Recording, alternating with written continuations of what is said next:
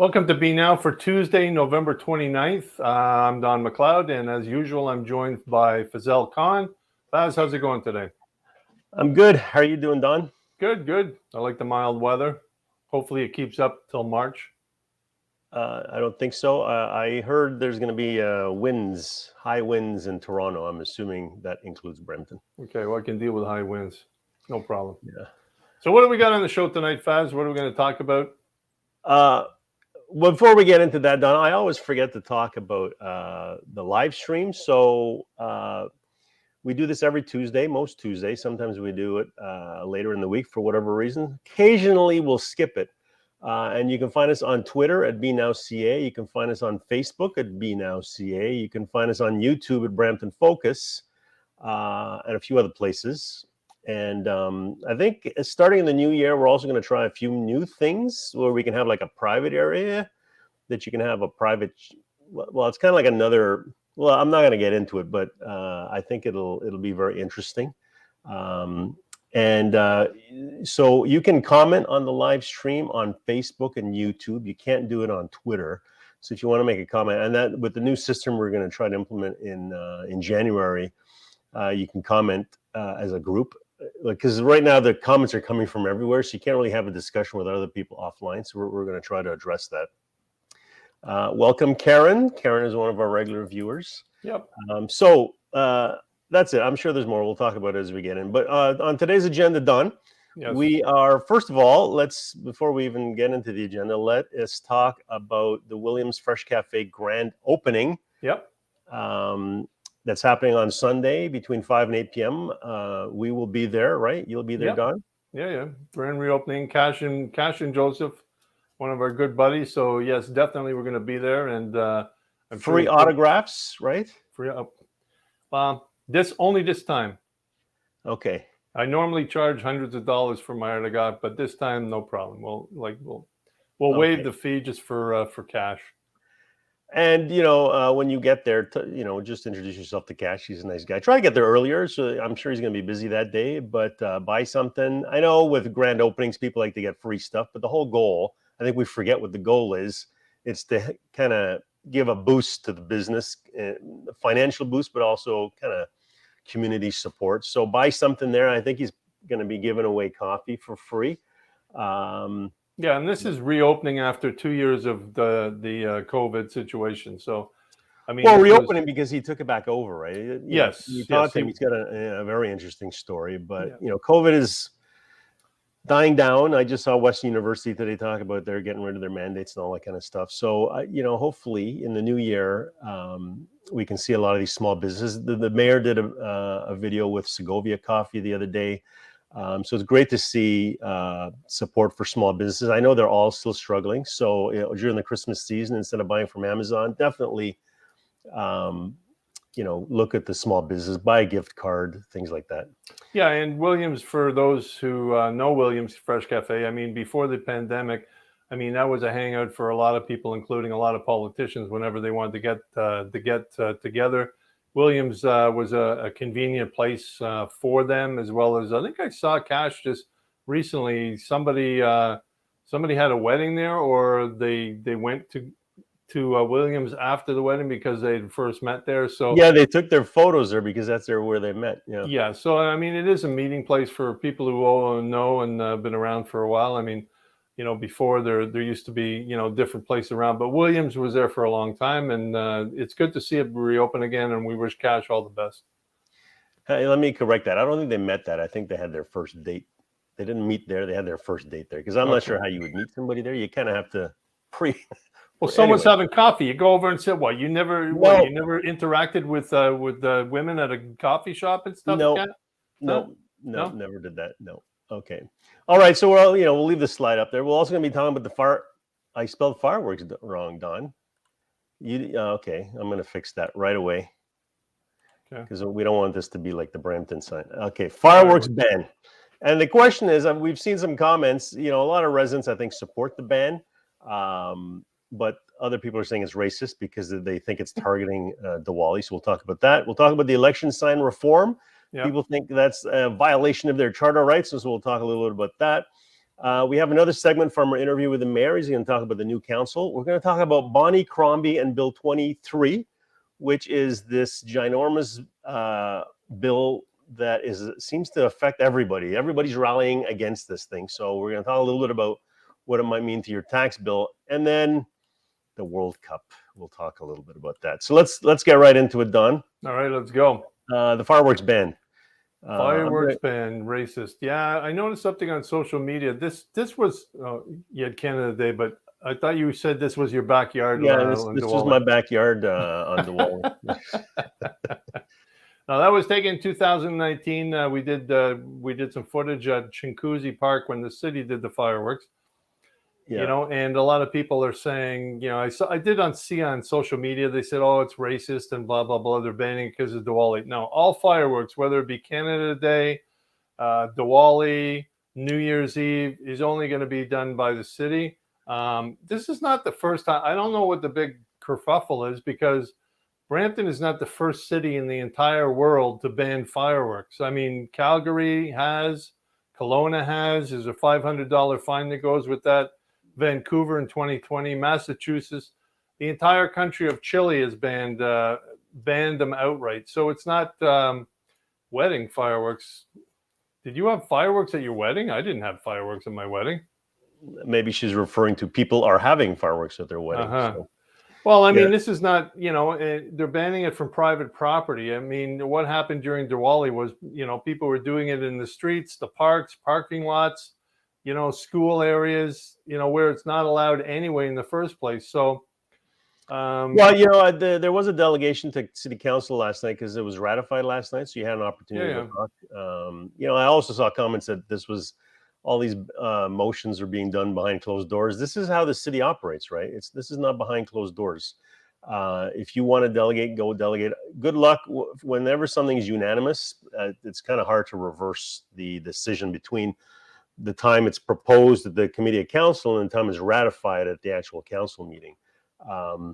But there were some fireworks vendors there saying, you know, there's a small group of people who are getting these fireworks, not from them because they're doing it legally, from elsewhere and causing the problem. But on Diwali, you know, that was also election night.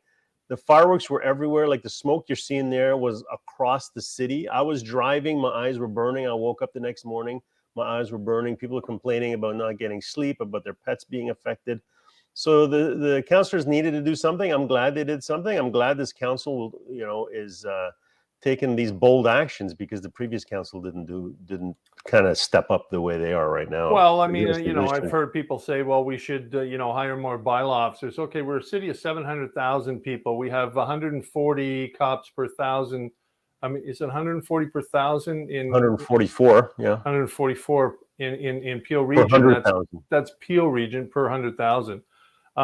And you know, you still have crime and everything. It's insane to think you're going to have a bylaw officers like hire 10,000, 20,000 and have them run around during a fireworks situation. That's insane. Well, this will be the challenge, though. New Year's will be the first one. Let's see if anybody starts to do residential fireworks on New Year's and how bylaw responds, how your neighbor responds to that. Well, Edmonton has a thing where you can actually, you know, you can actually go and you can get a permit, you know, and this is basically, you know, to do it, but it's not a private home, and you know, you have to pay for the permit, you have to register, and it's a revenue generation, and there's only a certain amount of people that can buy that. The thing is, when I was growing up, the fireworks that they have now are way, way, way more powerful. I mean, the stuff that you can get now, we didn't have like 30, 40, 50 years ago. Yeah, and I know they're probably a little bit expensive too, but they should be more expensive. You know. Yeah, but they're more powerful. I mean, you know, there's a reason we banned lawn darts, you know, and there's a reason that fireworks are more powerful now than they ever have been, and they're more dangerous, to tell you the truth. One of my guys I do business with, and I mentioned this a couple of weeks ago, he lost vision into his eye because the fireworks, you know, spewed off. It went off early and it went right into his eye, and he's blind in one eye now. So I'm sure that, you know, if someone, you know, got hurt, they'd be the first to go crying to the city where you should ban fireworks, right? So it's something that, you know what, we'll look at. It's not the first city and it's not the first country in the world that's banned fireworks. So it's not a major thing as far as I'm concerned. And it's also, from my perspective, not the most important thing to ban. We need to ban gas-powered leaf blowers. Okay, next one is the election sign reforms. So I'm going to show the biggest culprit of this. We can blame Bob Dessange Singh, who ran for mayor, for maybe instigating this, because his signs were illegally placed everywhere.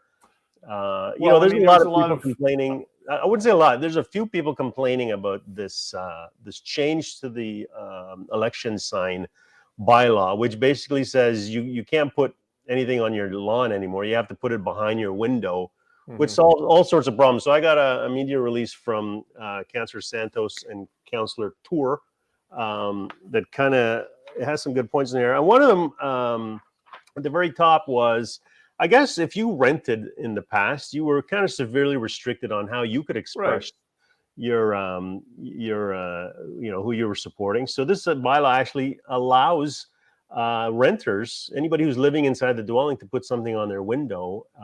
So they can't be stopped from doing that. So it actually gives some more freedoms to other people. So it reduces visual clutter, minimizes driver distraction.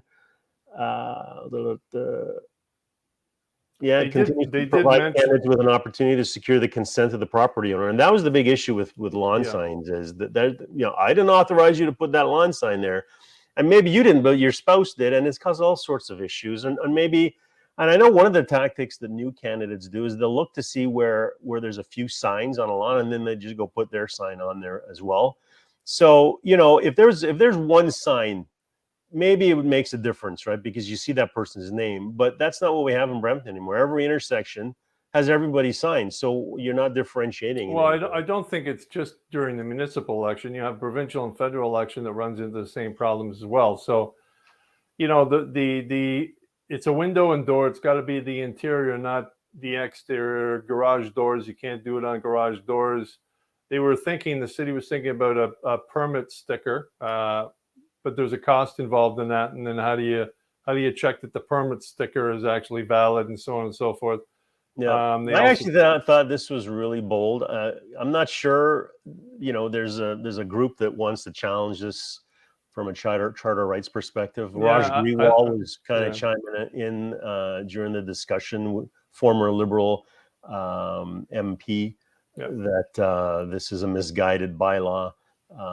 I think the majority of residents don't want to see their city turned into this, I don't know what you call it, sign wars for however long an election period. Well, you see those two signs behind Bob's sign; those are illegal as well, right? So, that's on city property, and that's not allowed as well. And every time you go to a stop sign, you'll see on the pole there's a sticker that's illegal as well. I mean, it's not only the signs for the the candidates running, but it's like having those signs are illegal, right?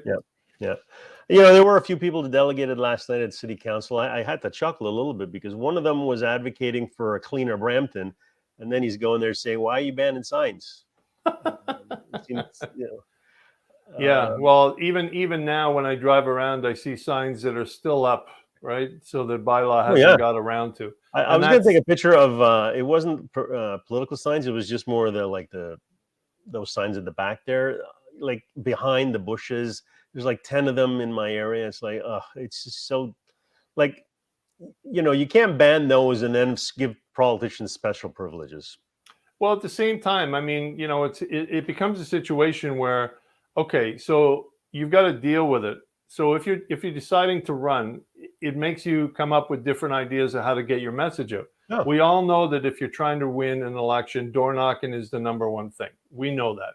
We've gone through enough politicians and we know what we've done. If you want to get elected, door knocking is the number one thing they have to do. So if you want to get your signs out or get a message out, I mean, there's other ways to do it. I mean, we were talking before, okay, hire a plane and fly around Brampton with a trailing sign. That's not illegal. There was one of those LED trucks. Yeah, if you want to have a truck with an LED, drive around and do that. Nobody's stopping you from doing that. So your charter rights, the intersection, like the pizza guy with your sign, right? Yeah, well, there you go. Just hire some kids and stand on the corner. They're not staking in the ground. You're on public or private or you can be anywhere, right? Yeah. Exactly, and it's like come up with a different solution to the problem, right? I know that Gil Pelanoza, when he was running for mayor, he ran that he wasn't putting any election signs, but what he did was he had a brochure with his points, and it sort of folded out, and it was like vote for Gil on the back. So it's like if you wanted to put that in your window, that's exactly what all the cans will have to do this time, right? That it's a poster that you can put on your window now, right? Yeah, I mean, be creative with the situation. Yeah. Have a little dog walking around with a vote for whatever. I mean, like whatever. Dress up in a gorilla suit. Like who cares, right? But come up with some sort of solution rather than whining that you still want signs. Your solution is an army of dogs wearing your branded paraphernalia. Yeah, or people with gorilla suits. That would be good. Gorilla suits. Okay. Yeah. I'm gonna vote for the candidate wearing the gorilla suit. Okay, next is let's go to Mayor Brown. So we got a 2-minute clip here. I think we were supposed to release this last week, but we didn't. So we're going to release it a little bit of a time. So this is Mayor Brown at Williams Fresh Cafe, where we're going to be on Sunday, talking about what he thinks of the new council. Let's listen. Going into this council now, how do you feel about this council? So I think this council is fantastic. Some of the people that got elected represent a new generation of leadership in our city. Look at Navjeet Kaur Brar, who was a frontline healthcare worker during the pandemic, now on city council. You look at Dennis Keenan, a small business owner who was sick and tired of the old guard trying to control things at City Hall to the detriment of our residents. You look at Gurpratap Kaur, volunteer for Khalsa Aid, who literally went to Ukraine to volunteer when everyone else was fleeing. We got some great additions to City Council. And I tried my best to work with everyone in the last term of council, but we had some old guard councillors that, as much as I tried to work with, the changes I was bringing in caused acrimony. I was bringing in an anti-nepotism policy. I insisted that all contracts be tendered. I was trying to bring transparency and accountability to a city, and I felt with some of these old guard councillors, who are fortunately no longer there, there was outside influences that were telling them what to do, and so rather than, I could sit down and talk to them, but then they'd get a phone call from someone else, and they change their mind. And what I want to be able to do is to sit down with a councillor, hear their perspective, work together, and not to have to work with some outside special interest. And the great thing about this new council is that old guard that thought they could control City Hall and protect their self-interest, that influence is gone, and we're going to be able to really put residents first. So he didn't hold any punches there. I think we all know who he's talking about. Oh, absolutely, 100%. I mean, those in the know who that old guard was and what they were trying to do, and he was behind the Gang of Six and what they tried to do, and like you said, he didn't hold back, and so he shouldn't, right? Yeah, and so I'm also excited about this council. I think that we have independent thinkers here. I don't want to see, to be honest, 11-0 votes on most things. I'd like to see I'd like to see, I would like, a good majority of people voting for a specific bylaw, but it should be for the right reasons, right? I want to see some, I don't want to see the same group of people vote no or vice versa, right? It's got to be a mix, because you got to look at your constituents, what they want.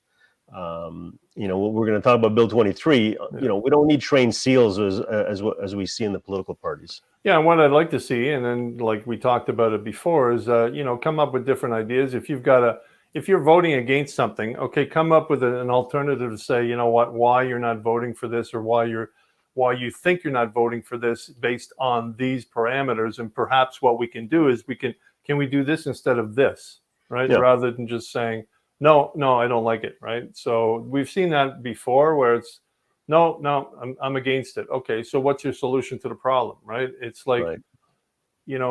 This is not like a high school. It's you're dealing with 700,000 people on a city that are paying taxes, and they want solutions, right? That's one of the big things and the big problems that we see. You mentioned it before about trained seals. We want people that basically are going to come represent Brampton and the interests of Brampton, not the interest of and the you did province. invite all of the councillors on the show anytime they want to come on every Tuesday to come on, right? Well, we do that we did that the last council. We sent emails to all the councillors saying, if you want to come on and talk about a different, a perspective of why you did this and why you did that, and you want to explain it, you're more than welcome to come on. We've never held anybody and said that, you know what, you can't come on. It's an open invitation. If you're a councillor, and we've done this with every mayor, including, Patrick Brown, and before him, Linda Jeffrey, that there's an opportunity if you want to come on and talk about whatever, come on and talk about it. Can we name the segment The Grill? Can we name it The Grill? The grill. The Grill, yeah. We're going to grill them. Because you softball them, Don. I softball them. Yeah, we have to grill them. Look who's talking about softballing. This guy never asks a hard question for anybody. I'm going to ask you. You're the interviewer, right? I'm the guy behind the camera. I always ask tough questions. Come on. The grill. Or the skewer. The skewer. Oh, the skewer. Now it's a skewer. Okay, so Bonnie Crombie. Bonnie Crombie. Yep. Let's. Bonnie Crombie has a viral tweet going out. Well, she came out swinging for Bill 23 just recently. There you go. Yeah. Well, not for Bill 23. She's raising against 23. Yeah, raising the problem. And basically she says Bill 23, which is the bill you're hearing all over the news, primarily because I think it's opening up some greenbelt land that people don't want. And there's a lot of accusations of corruption there as to who owns the land and when they bought it and all that kind of stuff. But specifically to municipalities, I think it's putting some caps on development fees, and Mississauga has done the math, and they think over the 10-year period it's going to be a loss of revenue to them of $885 million, which means, if we go to the next slide here, it's a 5 to 10 annual property tax increase just to recoup that lost revenue. So that is huge news. And then just today, the city is sending out this mailer to every resident in Mississauga, raising the red flag here. It's if your house is in the $700,000 range, it's a $300. Obviously, if it's double the price, it's a bigger hit to you every year, right? So 300 this year and another 300, which is 600. Right? Yeah, I mean, just to clarify, what happens is with Bill 23, basically it's the bill that it wants to get more houses built, basically. So in regards to that, the province is going to freeze, reduce, and exempt fees connected to building new homes, and it's a 5-year phase-in. So what's going to happen is Mississauga is not in the green belt, and they're not building homes in the green belt. But the thing is, if you have a developer or a condo developer or someone who wants to build a house or an apartment building. This particular issue has nothing to do with the Greenbelt, right? Right. It has everything to do with across the province. They're 15 million homes are going to build, or 1.5 million homes. 1.5 million, yeah. What they're doing is the development charges, they're freezing them, reducing them, and exempting fees connected to building new homes in regards to like the development and the parkland revenue that the city gets when developers want to build homes. So that's for the infrastructure and for the roads, the hooking up the water, the sewage. And the argument is if you reduce the development charges, that'll reduce the price of the house. But you and I know, Don, the developers are going to. Well, the municipalities have to pick up the rest of the tab, because the cost of putting in a sewer or water lines to new developments is still going to be it's only going up. So parks and roads and absolutely, and all the stuff that goes with it. You have to put mentioned fire station there. The parks and green spaces, part of that development charges is for parks, for parkland development. So when they're building a new subdivision and everything else, they've got to put in, there's schools, there's roads, there's fire stations. We just had a $60 million fire station put up in the Williams Parkway. It costs a lot for those services, and that's what these mayors are talking about. As for the parkland and the green space that they want to open up, that Doug Ford wants to open up, that's another problem, because those are wetlands. In my mind, that's the worst place to build houses, because you're in a floodplain area. How long has it been that Brampton has been trying to build the downtown core because the Toronto Conservation will not let them build in the downtown core because of flood mitigation, right? And that goes back to 1948. So And all here- sorts of issues here, Don, is what we're getting to. I know the city staff gave a presentation to city council a few weeks ago. I didn't listen to it, but I think it scared a lot of people, a lot of the councillors, in terms of what the implications are to the city and Yep. the tax implications. Mississauga is I think is leading here with putting up the red flag. But you know, if Mississauga is going to have to raise their property taxes by that much, chances are Brampton will, and that's just to stay even without doing anything new, right? Well, exactly. But, you know, John Tory came out and he said it's going to cost $230 million in lost revenue annually in development charges for Toronto and the parkland revenue. So, you know, every municipality in Ontario, and I saw something that Aurelia was talking about as well, the new development up in Aurelia, it's going to cost them money as well, because you've got a lot of these development charges support everything else on top of that. Okay, Don, so we're running out of time. You also got a notification of a meeting tomorrow, right? Yes, there's a meeting actually on Thursday. David Suzuki Foundation, they sent me this, and apparently what they're doing is at Alderley, that's 40 Elizabeth Street South in Brampton, they are going to have an event with local councillors and community groups to discuss mobilization against the latest Greenbelt attacks. They said that you can, it's a mix of in-person and virtual. So I think that you can actually listen in virtual, but you'll have to. How do I sign up, Don? You're going to have to email the David Suzuki organization and find out, because they don't mention it here. They just say that basically you can sign up. Stephanie Carmichael is the contact. And Do you have an email? I have an email. It's scarmichael@davidsuzuki.org. So if you want to email her, apparently Annette Groves and Mayor Caledon is going to be on virtually. Councillor Alvin Tedjo from the Mississauga Ward 2 is going to be on virtually. Councillor David Sheen from Caledon Ward 2 going to be on virtually. Divya Aurora from the David Suzuki Foundation will be there in person. And they said to have over 25 community groups. So that is December 1st from 5:30 to 8 p.m. So if you're interested in finding out what the David Suzuki and what they're going to mobilize, that would be something that you might want to check out. All right. Thank you very much for that public service message, Don. And finally, the World Cup. Tough loss for Canada. I think Belgium was the one that they should have won, but I guess when the coach, you know, had that famous, No. Don't blame the coach. Serbia. I think that was something that, you know, anybody knows organized sports. You don't want to give the other team any kind of fuel for. But it was 4-1. That you can't blame the coach for that. They were outplayed. Right. Well, the coach kind of said that before the game. You don't do that before a game. If you're a coach, you should know that. You fire up the other team. Like that was, you know. I tuned into that game like 3 minutes late, and I missed the live goal. So, you know, and I couldn't see it until they replayed it back, because I didn't. Well, it was kind of fitting that Alphonso Davies got the first goal ever. Yeah, I'm so happy for him. You know, I told you before, 36 years ago was the last time Canada was in the World Cup.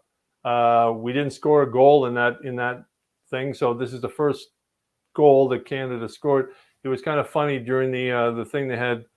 There was I forget her name, but she was a women's soccer player on the Canada. Yeah, 1 minute, Don. 1 minute. Yeah, you just interrupted me. Now it's going to take longer. Anyway, she was there, and the male commentators were there, and they were talking. They said, "This is the greatest day, you know, in Canadian soccer history that we finally scored a goal at the World Cup." And the woman, I forget her name, but she was on the Canadians team. She kind of looked over and gave him a stink eye, thinking, "We just won the World Cup. You know, we just won Canada women's gold at the Olympics, and you're saying this is the biggest." You know, so yeah, you know, it was kind of offsetting for the women, basically, because they set the standard, and the men are just sort of following. Is that what we would call white male privilege? Is that? I guess so, but you know, you don't want to do that too often. Male privilege? I don't want to. Yeah, male privilege. Yeah, I think you don't want to do that too often if you're a commentator. You know, especially when you have someone who won gold at the Olympics with the women's team. Okay, Donna, I'm trying to hit my goal of 30 minutes. So we will see everybody on Sunday afternoon at Williams Fresh Cafe at 2454 Queen Street East. Hopefully I think the mayor's going to be there for the ribbon cutting at 6. So looking forward to seeing everybody. One of the first times I think we can have an event like this since the pandemic started. So it's been a while. So if you get the chance, come out anywhere from 5 to 8. Welcome cash. Like I said before, there's a lot of people that have used Williams Cafe in the past. So it's great to see. And buy something. Buy something. What's that? Yeah, well, duh. Anyway, you can buy me something. Red pepper soup. If you want to buy me dinner, Don, the roasted red pepper soup. Yeah, the red pepper soup is good. I've had that before. Yeah. Okay. All right. See you Sunday. We are done. We'll see you Sunday. And beyond that, we'll see you next Tuesday. Thanks for joining.